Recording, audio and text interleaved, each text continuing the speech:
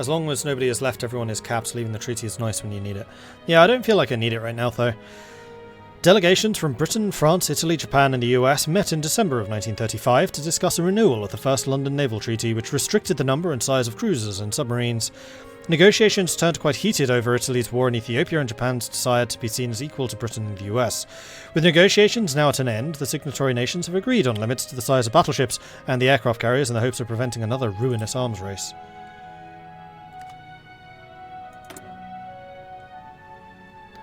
Right, we don't have any tactical bombers in production. That's fine.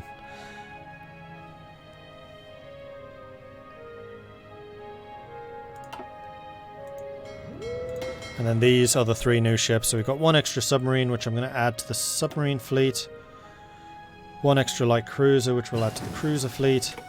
And then 1 destroyer we'll just leave here for now. The other thing I am going to do is I'm going to change these icons so I can actually identify what these various fleets are. So my... Actually, no. Task forces stay as the Trident. And then the fleet icon determines what kind of fleet commander they have. So you're a strike fleet. Your submarines. You are recon. And then you are escorts. And these are just icons that I myself tend to use. You can use whichever icons you feel most comfortable with. But this allows you to see at a glance which fleet or task force you're trying to select. Okay, so we have just finished the basic machine tools. We can now choose which direction we want to go industrially. So this is a big choice because it will affect you for the rest of the game. Much the same as the doctrines. The choices are concentrated industry versus dispersed industry. Concentrated industry tends to just have more raw output. No real modifiers for production efficiency or anything like that. You just produce more stuff. Dispersed industry means that your factories take less damage when being bombed, which is useful if you feel like you're going to get bombed, like Germany, or possibly even Britain.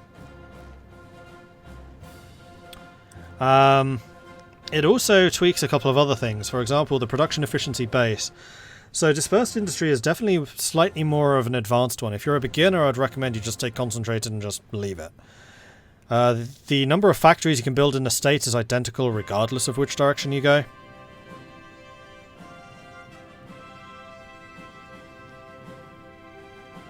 So production efficiency, let's talk about that for a moment because that's an important thing to know. Production efficiency is this bar here. So if you have factories assigned to a single equipment type, your efficiency of that equipment production will go up over time. So at the moment we make 31 guns a day. That'll probably go up to like 35 or maybe even 40 a day if we just leave these 6 factories assigned to it. If, however, we cancel a factory, say that one, then the efficiency goes up because this one factory has been working on it forever. However, if we assign that factory to someone else, their general efficiency will go down until it tweaks up again. So constantly shifting production between different areas is not a good idea. Like, try to do that as little as possible. That also means that when you upgrade from equipment 1 to, say, infantry equipment 2, you're going to suffer an infantry equipment hit.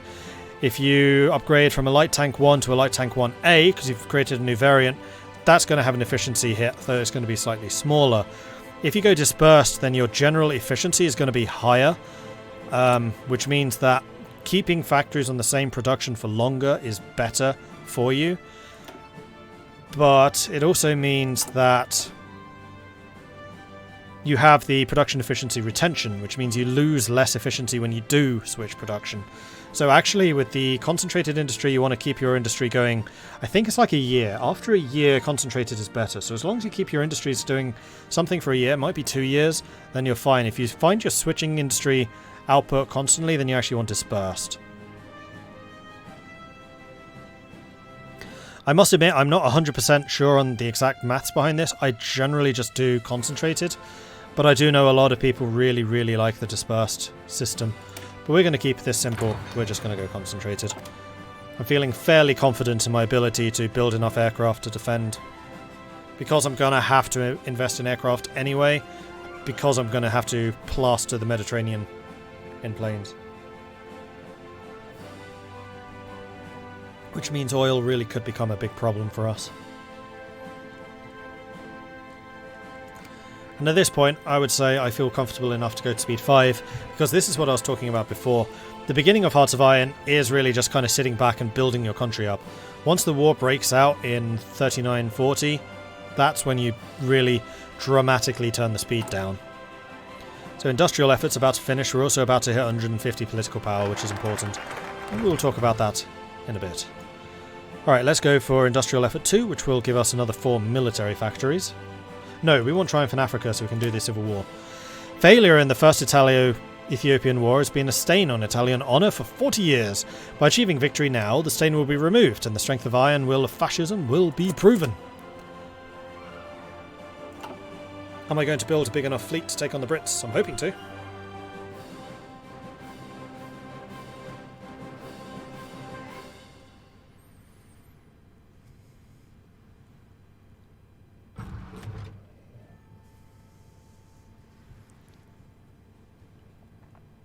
Disperse is also good for smaller countries who need to switch around factories on different stuff. There you go.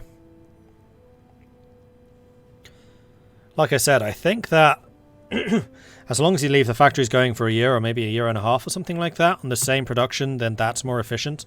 But if you switch more than every year and a half, then dispersed. But I don't know exactly what the hard and fast rule is. I don't really use it.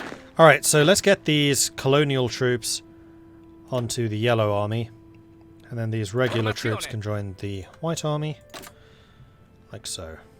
And now we have nobody in training, except for these guys who are slowly but surely going up. So we can see here they're generating experience as they gain equipment and just over time. And our stockpile deficit of infantry equipment and support equipment should also be going down. The other thing is we did gain a fair amount of experience in that last war. So what we can do is add some artillery divisions, and we'll add another infantry. So this is going to cost us 15 army experience overall to edit this template. We're adding just regular artillery to our infantry divisions. So we're just going to go ahead and save that. And then those will be tweaked accordingly. And now we should have a big deficit for artillery, so we really need to tweak the artillery output. So as we get new military factories in the future, we will add those to artillery. Okay, so we just finished the construction technology. It is still June 36, so we can start thinking about what else we want to develop. We could upgrade our artillery, seeing as we're going superior firepower. That would be a pretty good idea. We could research better fighters, so we have the 1936 variant, which would also be a good idea. Although we should also decide which air doctrine we want to go, and whether we want to go heavy fighters or fighters, if we want tactical bombers or close air support. Considering I will be fighting for the Mediterranean, I am very tempted to take tactical bombers.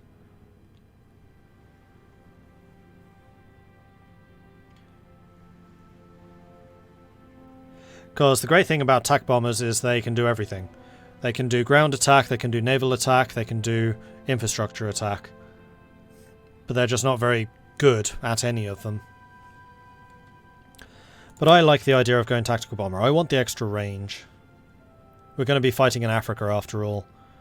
So let's start researching TAC bombers. Okay, good. Right, so we've hit 150 political power, actually well over. And you can see that this is now lit up like a Christmas tree. So we have 3 different political advisor slots. Political advisors will give you various bonuses. So for example, Captain of Industry will increase your infrastructure construction speed, civilian factory construction speed, refinery construction speed. War Industrialist does the same for the military factories and dockyards. Smooth Talking Charmer increases trade deal opinion, so this is making people more likely to trade with you. Improved Relations, if you're doing improved relations. Fascist, Communist and Democratic politicians, if you want to switch faction, this is how you do it.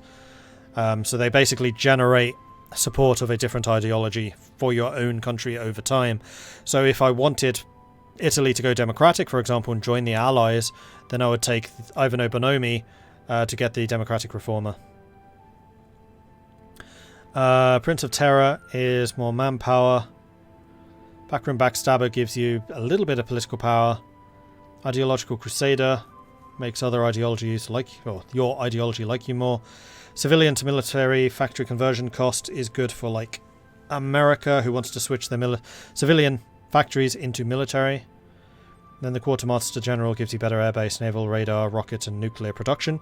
You can have 3 of these. So we could go War Industrialist, Captain of the Industry and Smooth Talking Charmer, for example.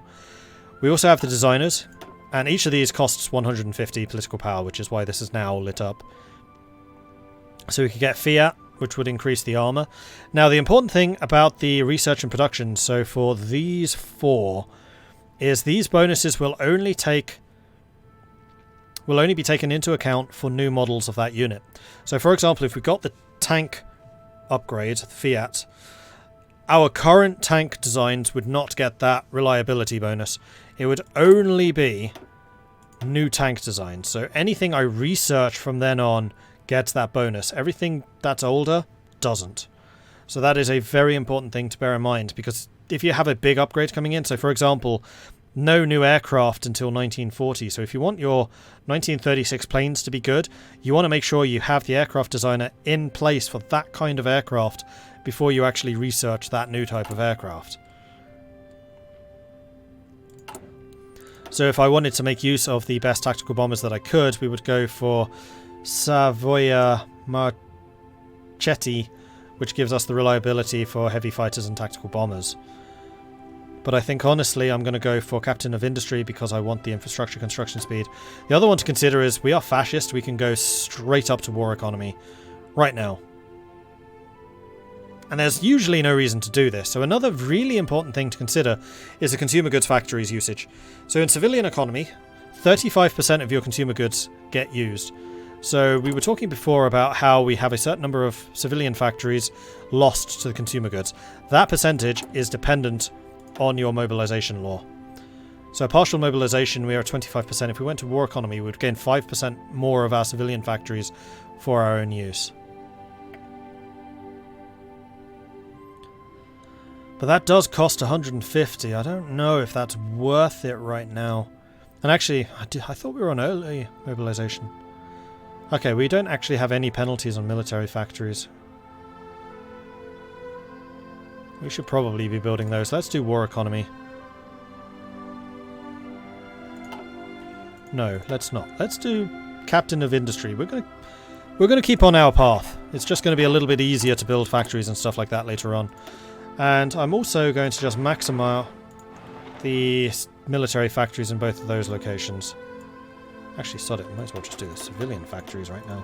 Let's just build 2 civilian factories in those locations. We'll actually prioritize them now. Yeah, I like that more. So basically try to get the designers as quickly as possible. Not necessarily as quickly as possible, just make sure you have taken into account when you're going to get the designers versus when you do the research. Just make sure you have the designer before you do the research. Also, yeah, that's a good point. I am doing a multiplayer game of Europa Universalis 4, and I've just realised I have not actually announced that on stream, like, at all. That is starting this Sunday, 3 o'clock PM Greenwich Mean Time. So if you are interested in playing Europa Universalis 4 with the community, it is open to everyone. I will be commentating, so I'll be in observer mode, talking about and analysing the different moves that the different players make. But we do have like 26, 27 players already signed up, so it should be a pretty huge game. If you want to play Europa Universalis 4 with us, please do head over to our Discord, which I'm sure is going to magically appear in chat any minute now, and sign up. So head over to the multiplayer information tab where you can get all the information you're going to need about it, and then tell us in the community multiplayer tab what country you want to play. And please do announce them as soon as possible, because like I said, the game is starting on Sunday. Are you allowed to watch the stream while you play? Is that cheating? No, please don't. I would very, very much prefer if you did not, because that is unfair. You are completely welcome to watch the stream afterwards, so watch the VODs, just don't watch it live. Because otherwise you get a very unfair advantage on watching what everyone else is doing, because I'm in observer mode.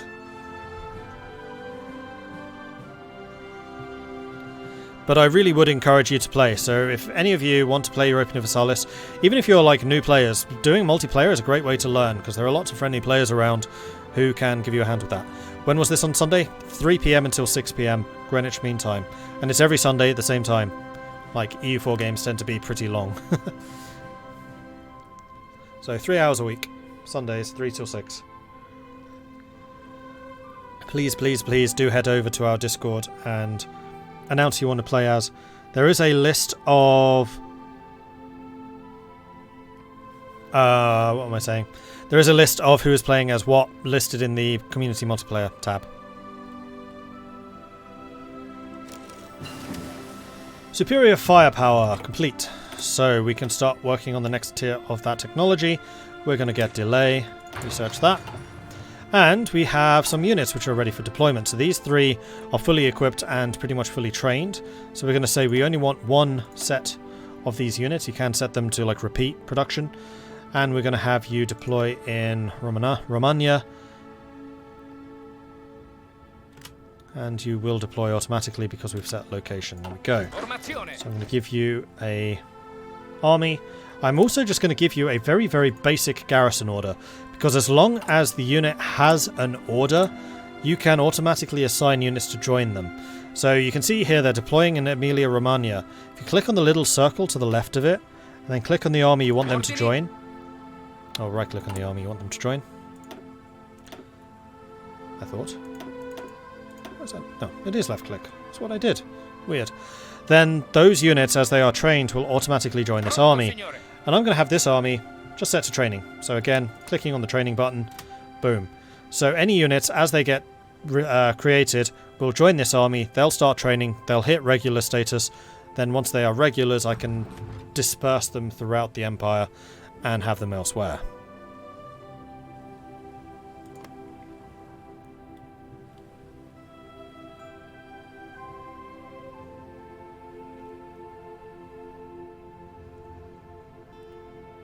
While you're doing aircraft, you want to tell people about how to get company bonuses on all of their 1944 aircraft by switching companies around. I'm assuming you can just research one, get the design bonus, cancel that designer, get a different designer, research another. It's something I've never actually done. Because I never have that political power spare. Ever. Triumph in Africa finished, so we have just finished over here. We cannot yet do support nationalist Spain because the civil war has not yet begun. So we're going to start on industrial effort 2 instead, because I do want that industry. With iron will and a relentless work ethic, we can mobilize the people in another great industrial effort. Comandi. Si, signore. And now we can see that the strength of all of our infantry units has massively decreased. That's because they are waiting for their artillery to arrive. They've also not been trained in using artillery, so they are requiring training. So I'm going to set all of these guys back to the training army, which will also start generating a massive amount of army experience. And now as we're getting more guns, more stuff is being created. And we're getting more guns because the gun production efficiency is going up and up and up. The Games of the 11th Olympiad. The 11th Olympic Games were recently held in Berlin, Germany, attended by athletes from 49 different nations across the world. The 1936 Summer Olympics were the first in history to have enjoyed limited live television coverage. The Games were a significant propaganda victory for the German regime, which spent lavishly on the event. German athletes saw the most successes, winning 33 gold medals, while the Americans came in second with 24. 4 of these were won by Jesse Owens, the single most successful athlete of the Games.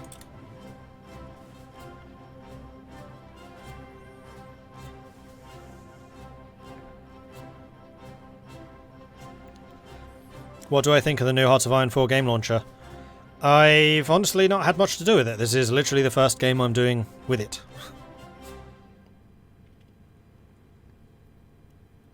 Formazione.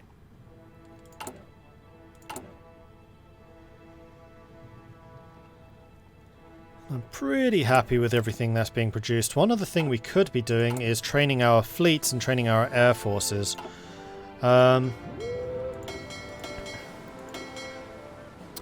I'm wondering if I want to start submarines training. I'm also... Do I want this many tier 1 subs? Because they're just going to get detected and sunk. The tier 2s I'm happy to keep, and I can just produce some more.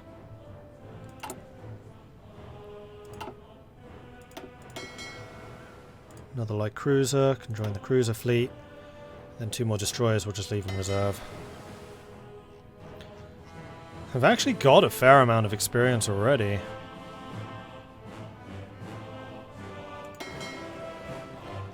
The surface fleet does, the submarines have none.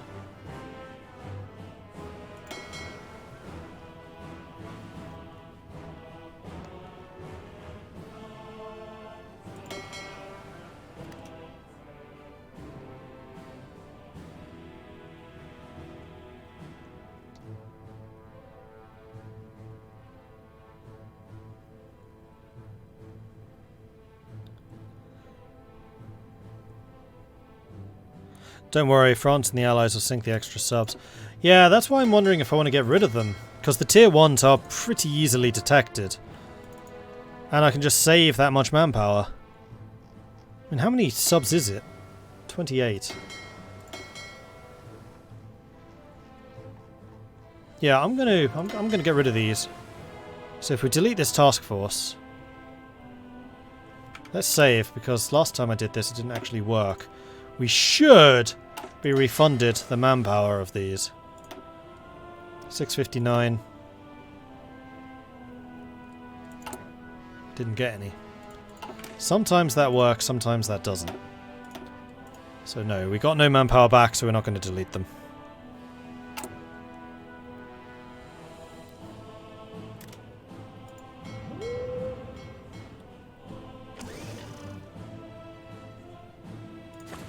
Okay, cool.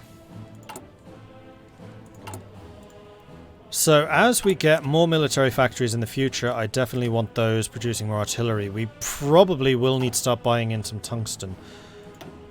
Now, if we did go after Yugoslavia, what resources do they have for us? They have chromium, they have a tiny bit of steel, and lots of aluminium. The aluminium would be very, very useful for a nascent air industry. Unfortunately, chromium's not available, but we should be able to buy that from Portugal. Though protecting their shipping again is gonna be a challenge. So, as many submarines as I have, France actually has more. France's submarine fleet is the largest and the most advanced in the world at this stage. Germany will almost certainly overtake them eventually, but right now it's France.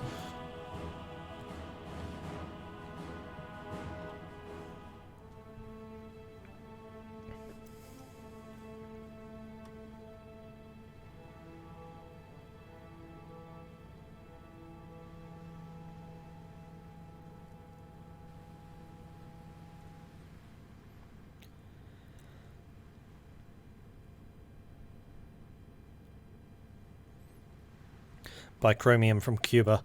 Oh, when America joins that war, that's going to be so easy to defend.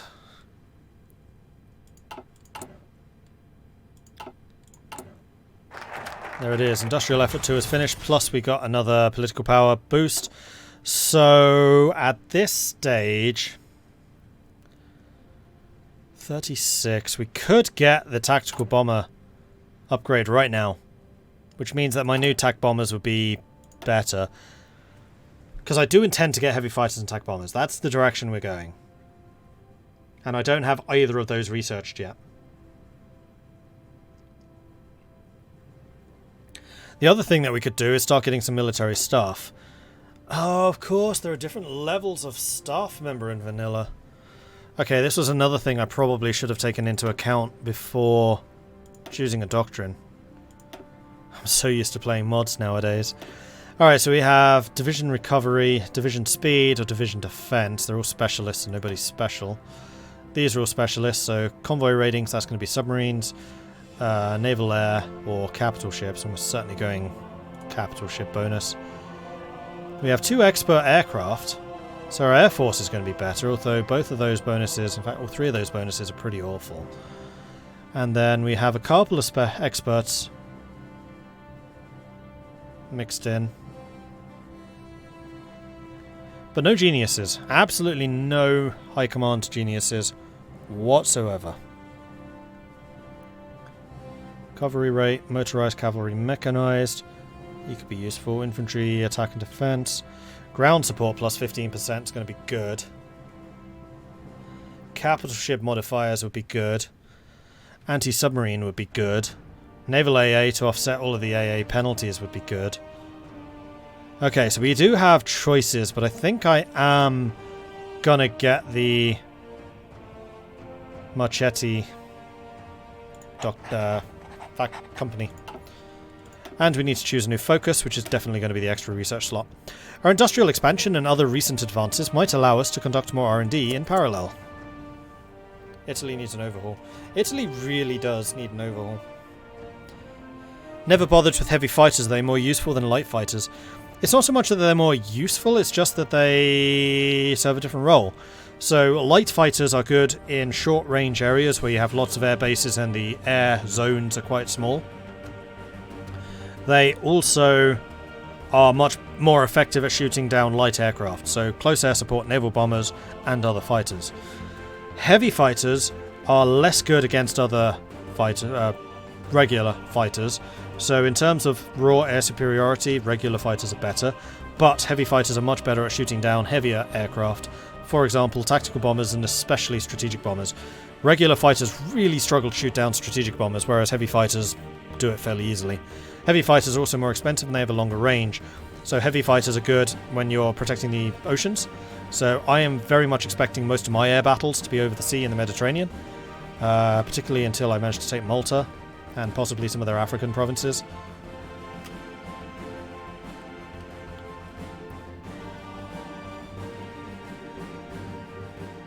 And I can also use heavy fighters to escort strategic bombers if I decide to go that path. Or I can just start strategic bombing with tactical bombers if I have enough of them, which is not actually unviable. Okay, we have got a military factory. In fact, we have several military factories. And to that end, I think I'm just going to double down on the artillery that we're producing. So we do need to buy in a little bit more steel. And I'm going to do that from Germany. We could also do it buying in a tiny bit of chromium. And we'll do that from Turkey. And tungsten from Portugal. So it's definitely a good thing that we're still building civilian factories, because we are expending a fair number of them on purchases.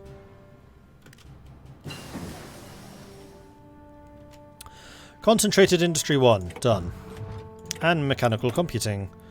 2 technologies at the same time, so it is still October 36. So I'm going to get Support Weapons 1, seeing as that's a 1918 technology. And we're going to upgrade the artillery to interwar artillery for that extra 10% bonus to soft attack.